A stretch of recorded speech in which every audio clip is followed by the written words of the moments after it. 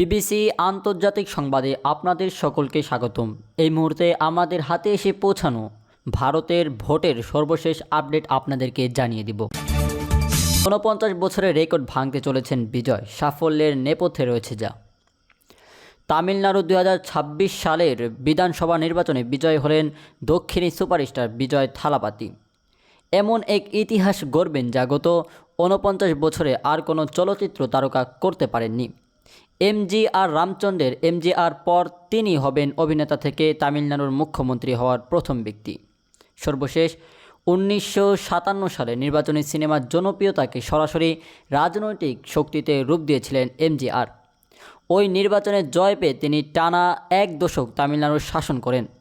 কল্যাণমূলক রাজনীতি ও ব্যক্তিকেন্দ্রিক জনপ্রিয়তাকে মিলিয়ে তিনি রাজ্যের রাজনৈতিক সংস্কৃতি বদলে দিয়েছিলেন। এরপর বহু অভিনেতা রাজনীতিতে এলেও কেউ এককভাবে ক্ষমতার চূড়ায় পৌঁছাতে পারেননি। জয় ললিতা মুখ্যমন্ত্রী হলেও তিনি এমজিআরের প্রতিষ্ঠিত এআইএডিএমকের উত্তরসূরি হিসেবে ক্ষমতায় আসেন, নিজস্ব নতুন রাজনৈতিক দল গড়ে নয়। ২০২৬ সালের নির্বাচনের প্রাথমিক গণনা প্রবণতায় দেখা যাচ্ছে মাত্র ২ বছর আগে গঠিত বিজয়ের দল তামিলাগা ভিত্তি কাজাগাম টিভিকে ১০০ থেকে ১১৮ আসনের মধ্যে থাকতে পারে। নিম্ন সীমাতেও এটি তাকে রাজ্যের শীর্ষ রাজনৈতিক শক্তিগুলোর কাতারে নিয়ে যায়।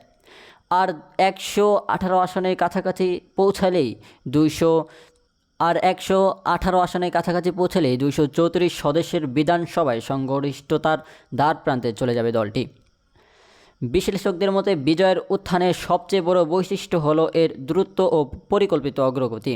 অন্য অভিনেতাদের মতে কেবল সিনেমা কেন্দ্রিক জনপ্রিয়তার উপর নির্ভর না করে তিনি ধীরে ধীরে রাজনৈতিক সংগঠন গড়ে তুলেছেন।